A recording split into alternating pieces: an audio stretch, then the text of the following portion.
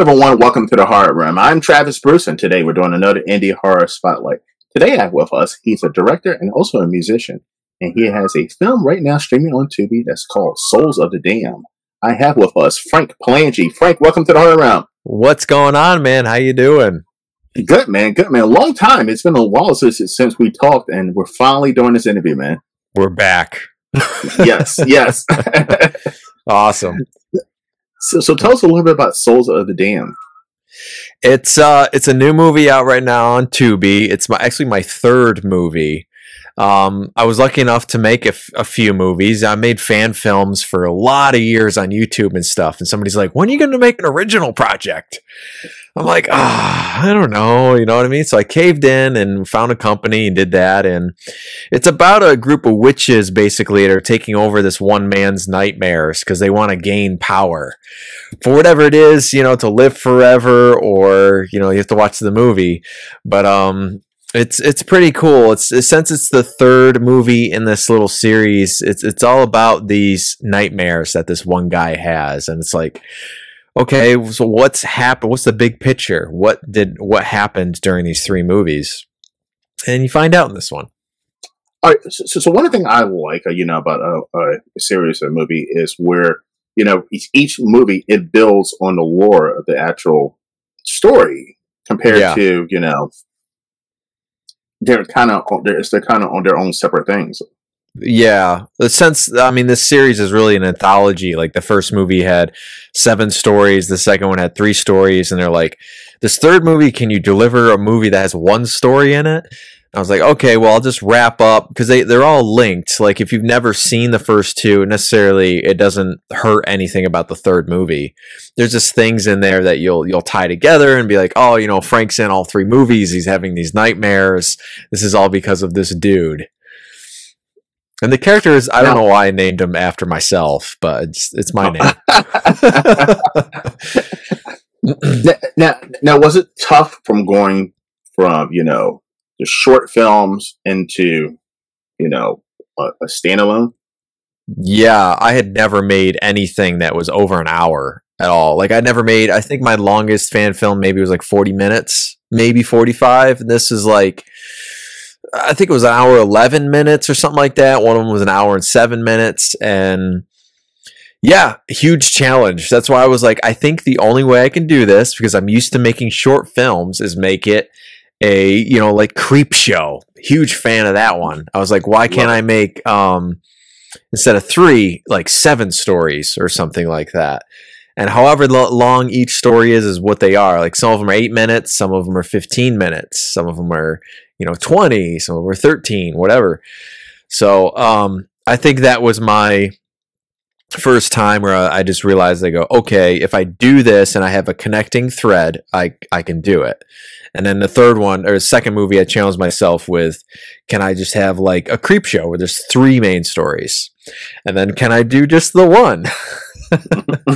So it's a growing process. I mean, you guys see, this is all indie movies, no budget, that sort of thing, and it's like you grow. And hopefully I grow with the audience type thing, It's not, it's not a Spielberg movie, it's not a huge Hollywood movie, but it has the essence of stuff that I love from John Carpenter and Tobe Hooper and Wes Craven and George Romero a little bit, and some music kind of stuff too in there a little bit, just because I'm a fan of music videos and all that kind of stuff.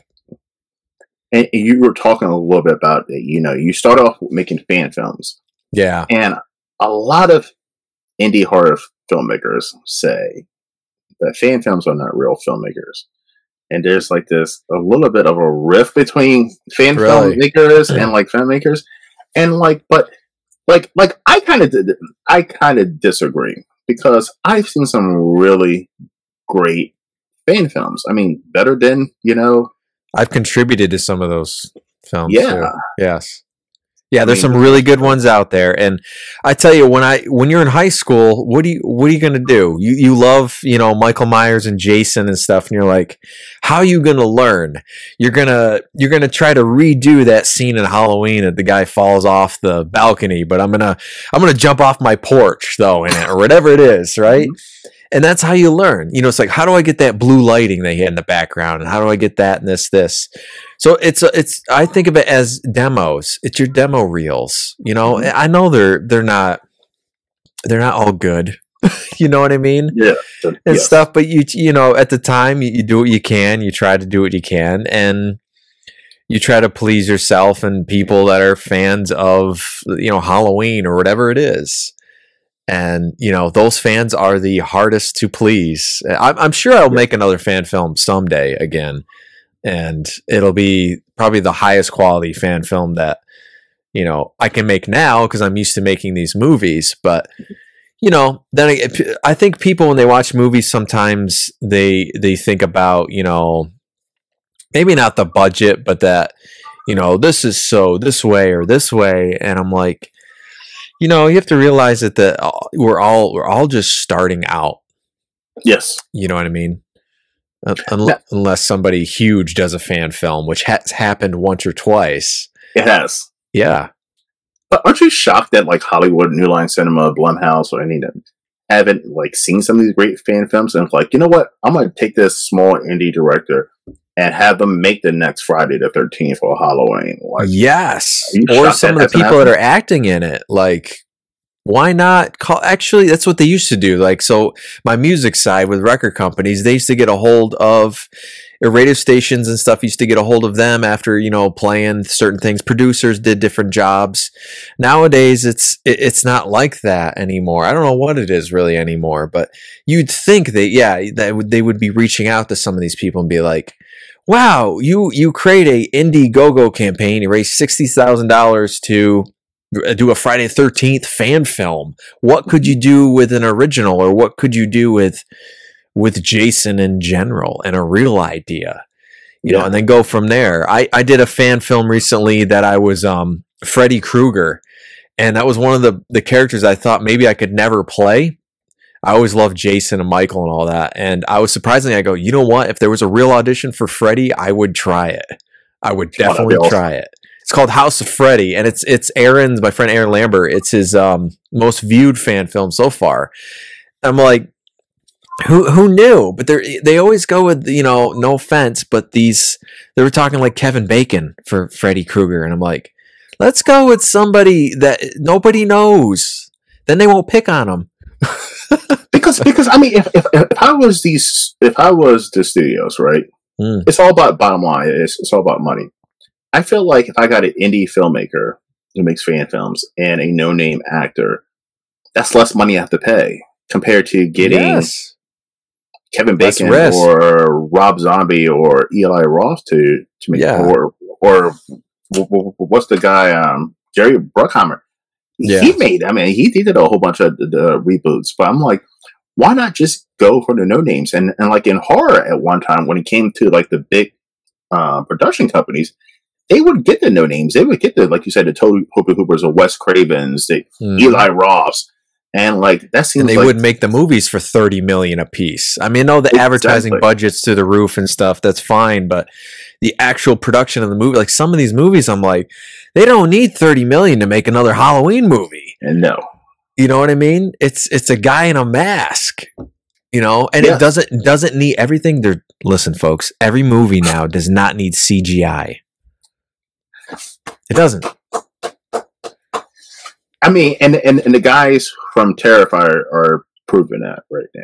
Yes. Indie dude started off. I remember I think the first film was like, they made it for like $40,000 or something like that. I can't remember how much, but yeah, and look at it now.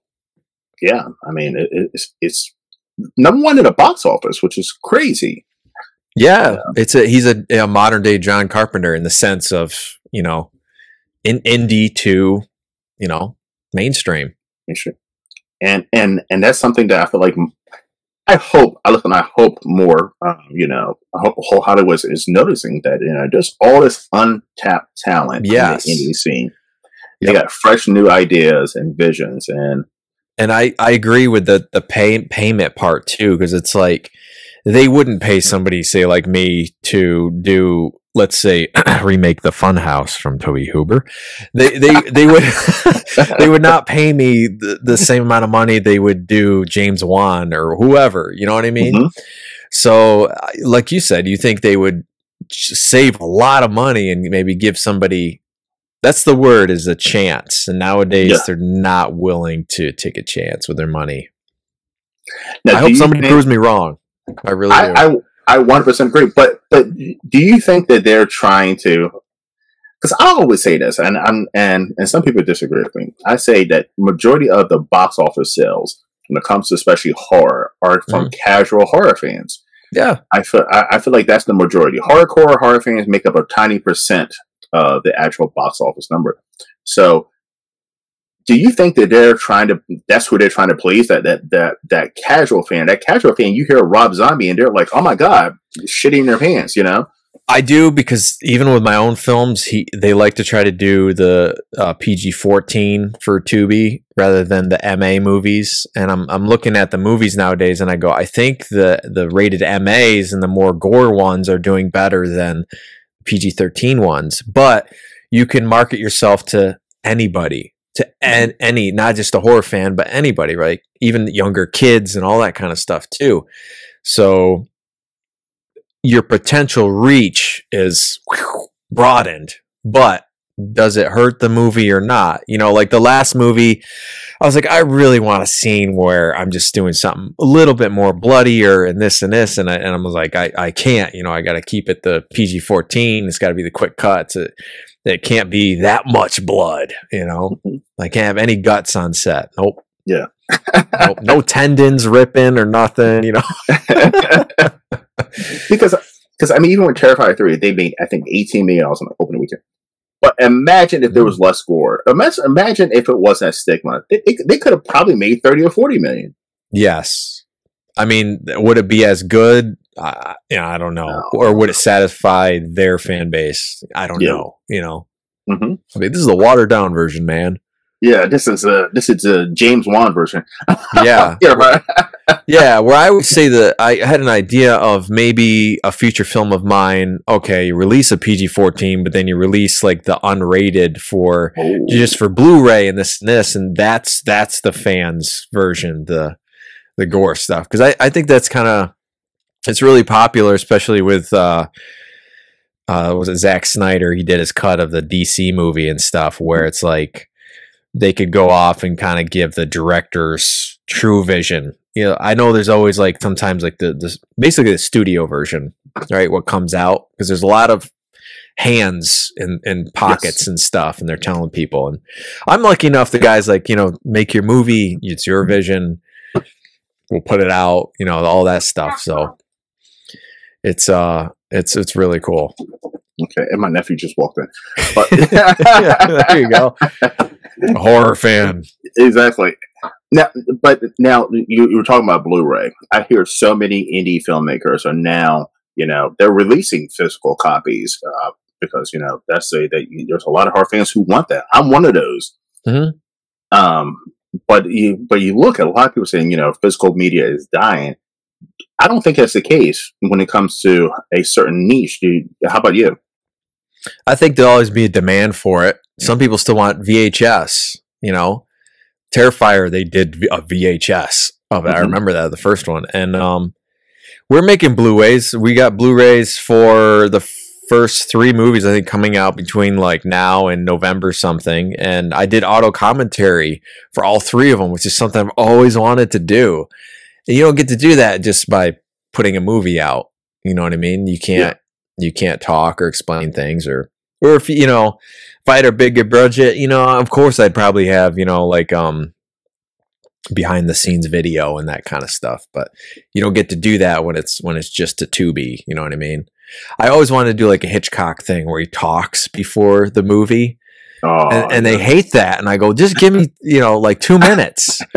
Just give me 2 minutes, man. You know what I mean? People just tune out, right? yeah.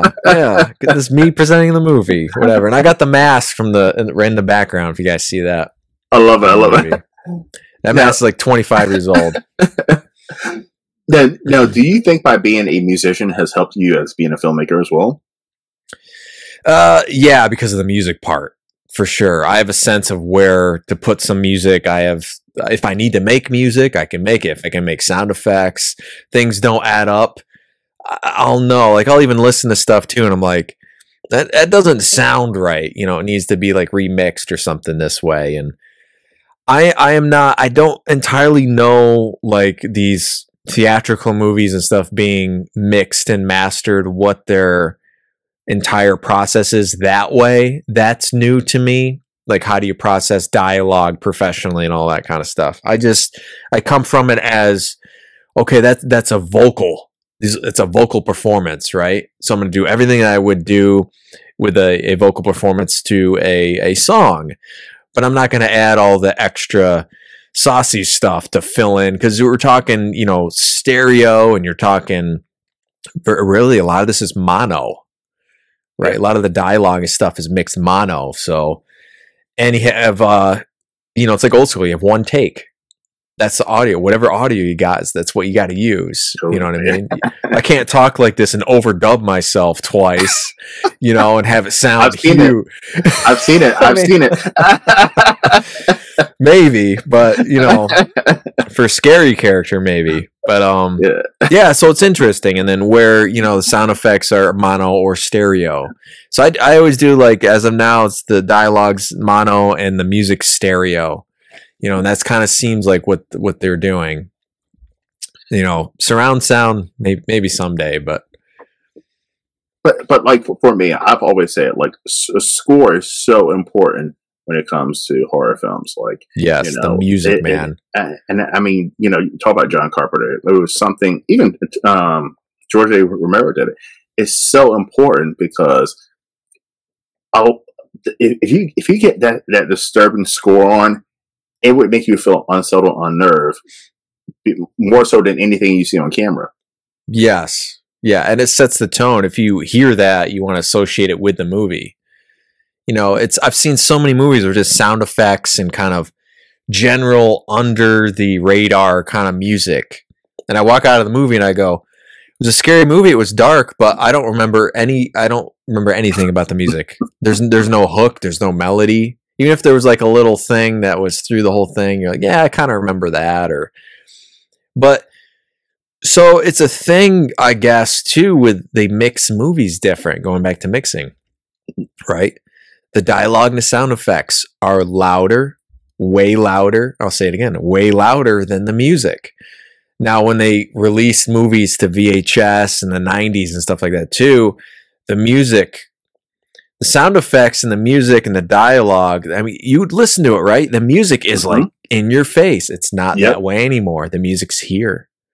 Anything that shoots up and stuff like that, I just don't know. They like, it's more about the sound.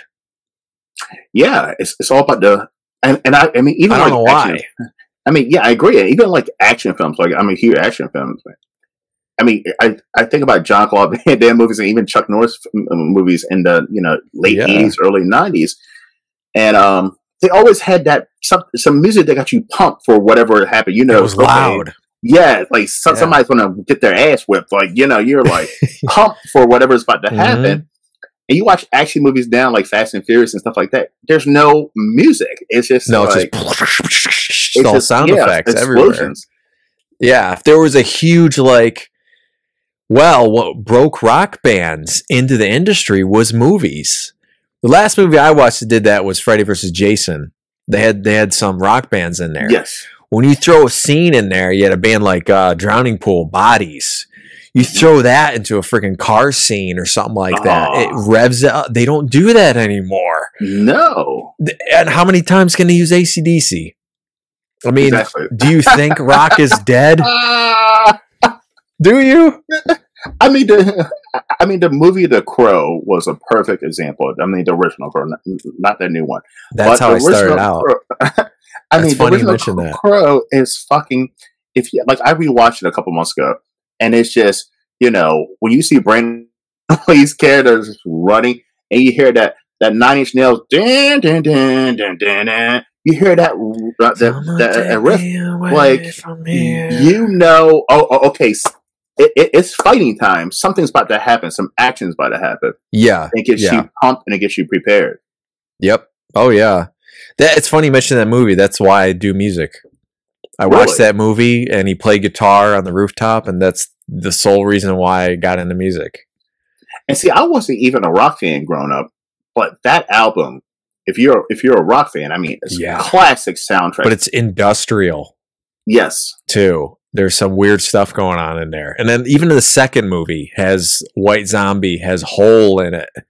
Mm-hmm. And I'm like, okay, you know, this is like, it's like shit. When I was little, I was like, should I be listening to this? Yeah. I don't know. You know, I don't know, man. It didn't have Metallica or anything in there, but it and all that music was so, there was so much melody in it, and it was so industrial. And you could use the word dirty too, in a way, like, you know, The Cure and especially Rob Zombie's stuff too. Like his vocals are mixed real dirty and that kind of thing, and it's perfect for that stuff. And it's because they were dirty, grimy music. I mean, it's just this dark, grimy filter. And that's horror in general. Horror has a dark and grimy look to it. And like, I'm surprised. I don't know. I don't know if Rock's dead or what. But like, I'm surprised, you know, especially in indie, like, music is not incorporated more in horror movies. Yeah, and it needs to. I think horror movies with rock, heavy metal, whatever type of rock it is, even like the old Temptations and stuff like that, that can be really spooky. And scenes like that. And I think it's just because it's so out of text and so old, and it's like, you know, it's the times are so different too, and it's like, well, that's weird. Like Jeepers Creepers. It's like, that's so weird. And they should absolutely put rock and metal bands in movies again. I agree. They do. And another one, which is a underrated horror movie that people don't talk about, Stir of Echoes with Kevin Bacon speaking of us. It did such a great job of incorporating creepy music into the actual film and building the atmosphere. Definitely. I remember that. It was a creepy movie too. Yes. All right, Frank. So listen, this is a horror channel. Every once in a while, I'll do this. I'm going to ask you 3 random horror questions. This is your personal opinion. Okay. All right. What is one horror movie that doesn't get enough attention that you feel like it is great? I will say The Funhouse. Yeah. I know now it's a cult classic considered, but I don't think it ever had its day type thing. I don't know if it's just because Texas Chainsaw was so huge and people seen that afterwards and they were like, this isn't Texas Chainsaw Massacre. Yeah. That's how I felt when I saw it. Yeah. And I can tell you right now that he did the John Carpenter Halloween Michael Myers point of view before he did it. He did that too. Ugh. And I think, don't quote me, I don't know the years, but I think it's before Black Christmas too that he did that scene. Because it starts off with the brother's point of view with the clown mask thing on over his eyes. And you have that scene. I first watched that, so I had seen Halloween first, and then I watched that and I go, oh, cool, this is going to be like a Halloween. Then it's not.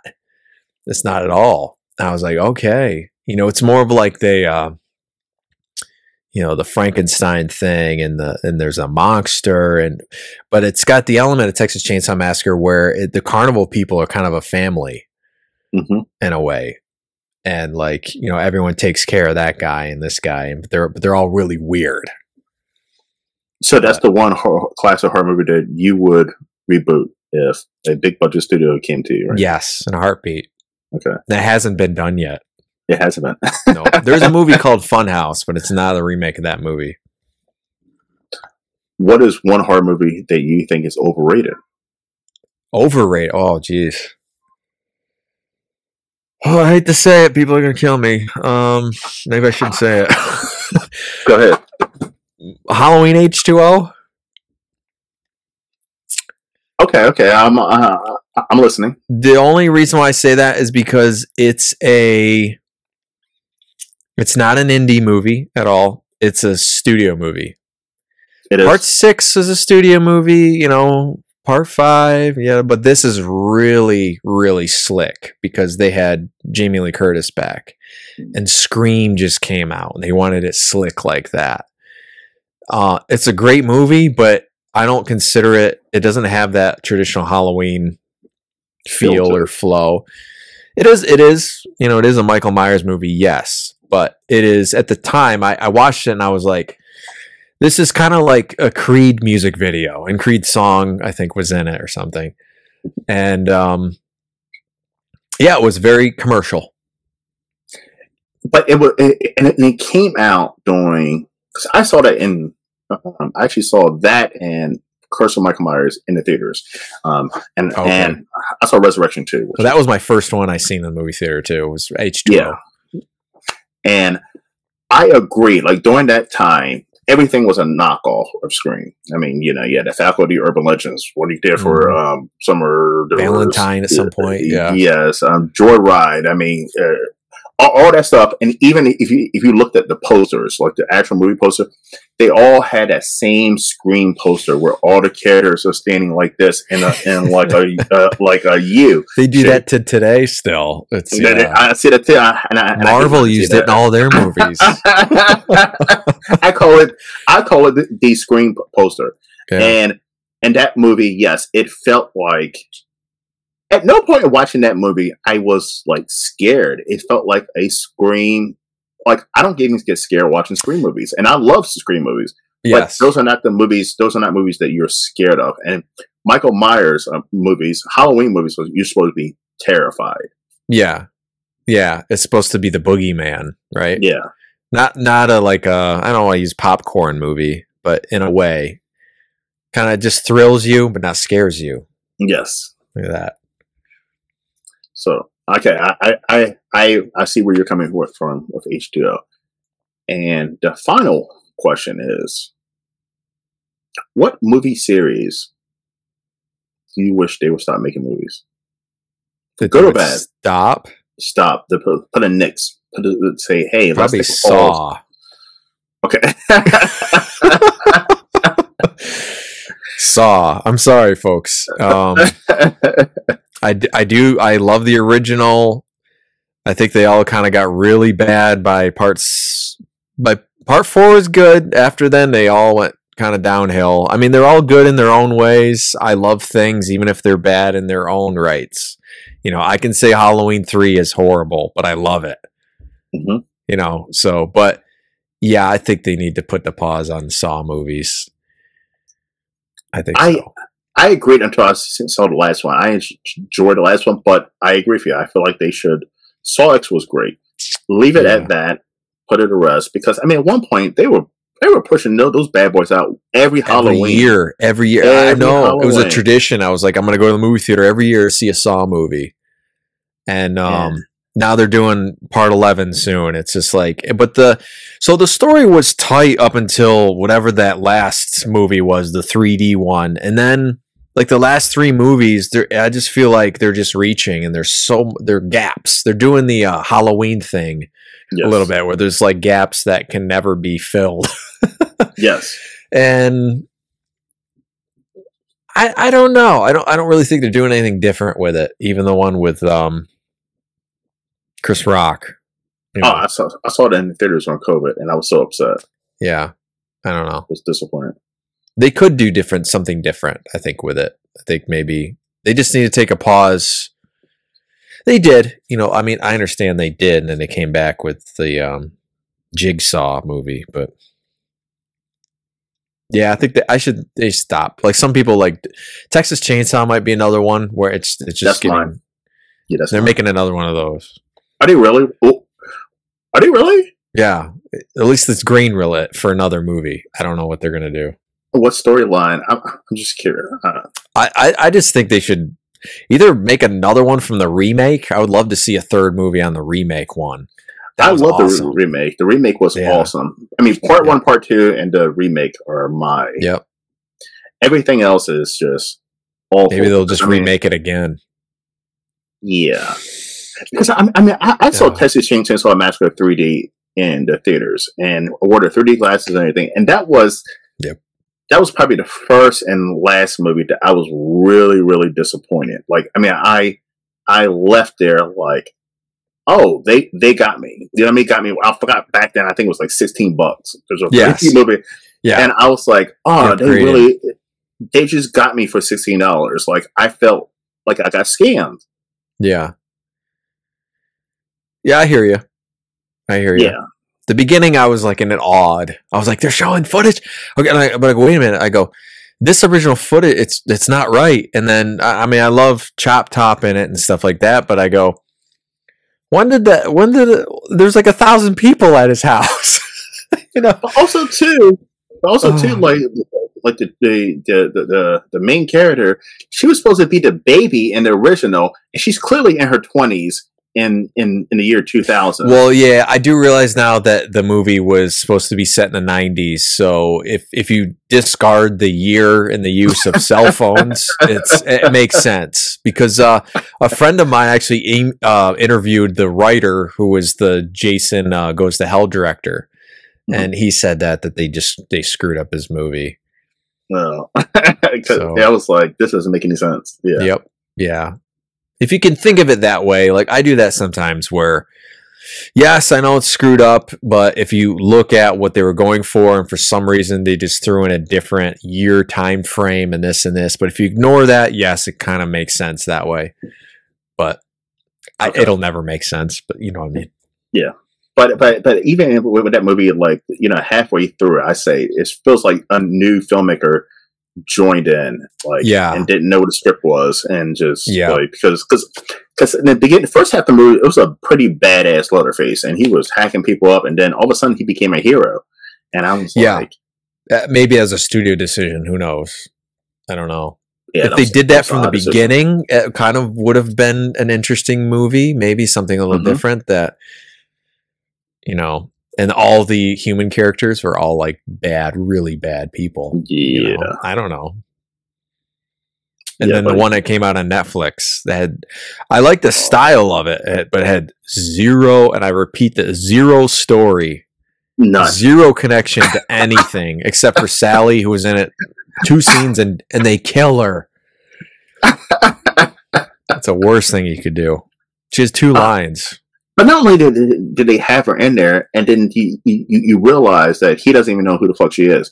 Like, you know what I mean? Like, he was like, yeah, and they turned him into Jason in the end. Yeah, basically. I'm like, what's going on? Yeah, and by the way, a Jason death. Had some of the most annoying characters I've ever seen in a horror movie. The 2 sisters, I was glad that the one died. Like, all those characters were so annoying. like the one guy I actually liked was a guy who I felt like the filmmaker wanted us to hate. Was the redneck guy who was the mechanic. Yes, he was. Yeah, I felt bad when he died. Everybody else, I was like, oh well, like, you know, like you can see that they were trying so hard to want the audience to hate this character.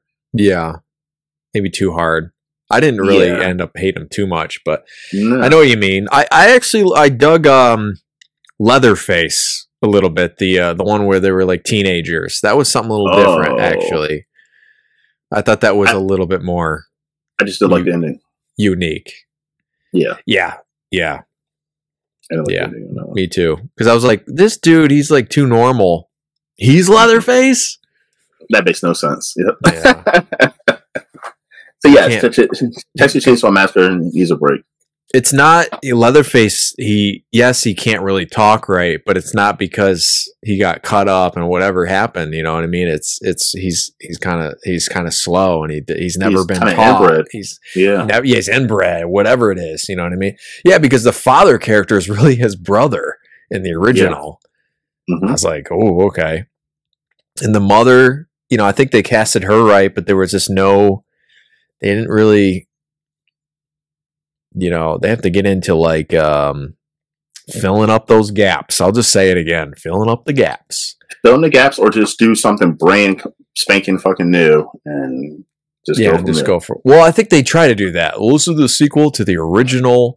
Well, set it like in 1978. Yes, and just go from there. Don't set it in 2090. Yeah, if you can make a direct sequel, I agree. A couple years after the original bits. I would love that. I think everyone would if it looks, but you have to make it dirt. That's another thing. 3D, the beginning that supposedly took off right from the original, it was clean. Mm-hmm. You have to dirt it up. You have to make it look like the original one. Got to make it look like it was filmed in a basement and something awful is going on. Exactly, which I know they can do now. It's just who knows, but so. Like my own movies, I love that style, and I might do something like that eventually. These 3 movies I just kind of filmed pretty clean because I was just worried about like the focus and then how it would come out. And I love movies that have the bars on it, like widescreen. Yes. The 3rd movie, he said, Tubi mostly they like movies that are full screen better. Really? So yeah, so the 3rd movie's full screen, and the first 2 are like widescreen. I'm not a fan of that as much, but I could see why. Right? Do you remember the VHS video days? You go rent a DVD and all that.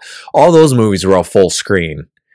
I don't know why. I don't know if it was like cheaper or something back then to film stuff full screen and widescreen, but the widescreen format, to me, it makes it look a little bit more professional or a little more cinematic.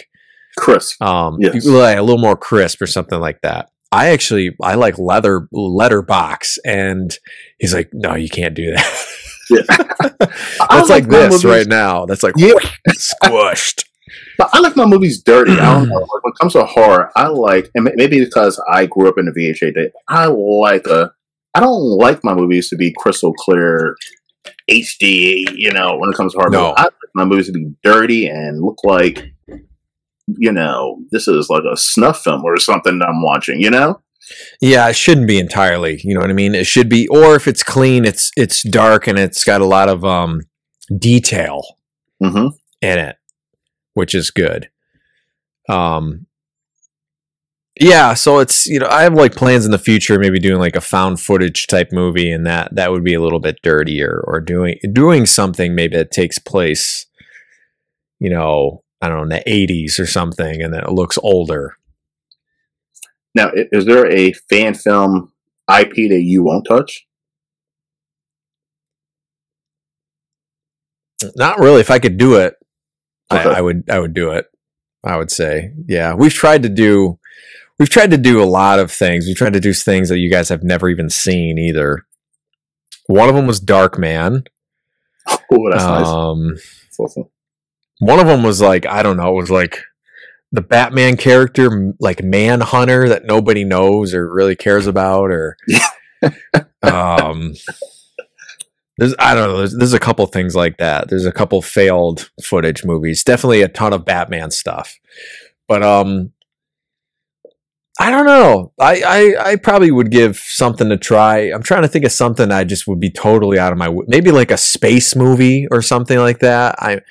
I don't think I would ever do like an alien movie in space. I don't know if I can really do that kind Predator. of movie. Could you do Predator? Yes, because you're outside in the jungle or in a city or something like that. Or I was thinking, why don't you take the Predator and put him in the snow? That'd be fun. That would be a cool movie. That would be. Yeah, especially after watching Prey, because that was something a little different. I was like, yeah, like I could see that. Snow. Even they've talked about Jason in the snow. Let's put everybody in the snow. Michael Myers, Freddy in the snow. But, yeah, so especially if you do like a remote, like Alaska or Antarctica or something like. Let's bring it back to like the Thing. You know what I mean? A remote snow location. Ship his ass up there. Yes. I don't know how the fuck. I don't know how the fuck they got there. I don't know how they got there. But just listen. But I mean, do we need a reason why they're in Antarctica or Alaska? Do we need a reason? No, not really. Yeah, they could be in Iceland. There. I don't know. Yeah, anywhere. Be kind of cool. But here's the thing. So I was like, okay, for me, I live in upstate New York, so I'm like, winter's coming. And I'm like, I don't think I'm going to make a movie during the winter because it's so tough making a movie in the snow. It is tough making a movie in like 100-degree heat or whatever it is, 120. But snow, and a lot of times it just doesn't look good. You know what I mean? It's a white. It's tough. Yeah. So I think it's a higher budget and it's harder for filmmakers. I know one guy I think it was the director of Part 6 from Friday the 13th. He goes, I want my Jason next movie, if I were to make it, in the snow or something like that. And then there was a fan film guy. I don't know if he made it or not yet, but he was trying to do one that was in the snow. I go, why not? Texas Chainsaw Massacre in the snow. But it doesn't snow in Texas, so I mean, you can't do that. Yeah, no, you'd have to ship them up to, like you said, ship them up to Canada. The Canada Massacre up there or something. Yeah. Frank, where can everyone find you, my friend? I'm on all social medias, Palangi Films, or under my name. You can find all my music. If you Google my name, you'll find everything based off of there. But all the movies are on Tubi. One of them's on Troma now, which is the Troma TV app. Nice. Toxic Avenger. Mm-hmm. But you can download or rent or buy these movies too on Amazon if you guys want to. Digital versions. Blu-rays will be coming out soon. Let me tell you, the commentary was like one of the funnest. I know it's not a word. The funnest thing to do. It was fun. Amazing, man. By the way, Frank, you're more than welcome to come on our show anymore. This was a fun interview, man. Thanks, man. I do have another movie finished, so there will be another one released next year. All right. Well, hit me up. Even if you just want to sit here and just talk about horror movies that we love and hate, I would love to have you on. Okay, that sounds good. Awesome. We'll do a fill-in episode somewhere. Yes, exactly. Perfect. Listen, everybody, get over and follow Frank and get over to Tubi, and please check out Souls of the Damned and all of his projects. Right over there. Yes, right over there. Mm-hmm. All right, everyone. Well, thank you for coming to the Horror Room. I'm Travis Bruce, and that's my man Frank. We'll see you next you guys. Time. Appreciate you, everybody out there. And I do love the movie industry. I'm not trying to nick anybody out there. We're just, 100%. It's just facts. It's facts, man. All right, brother. Catch you later.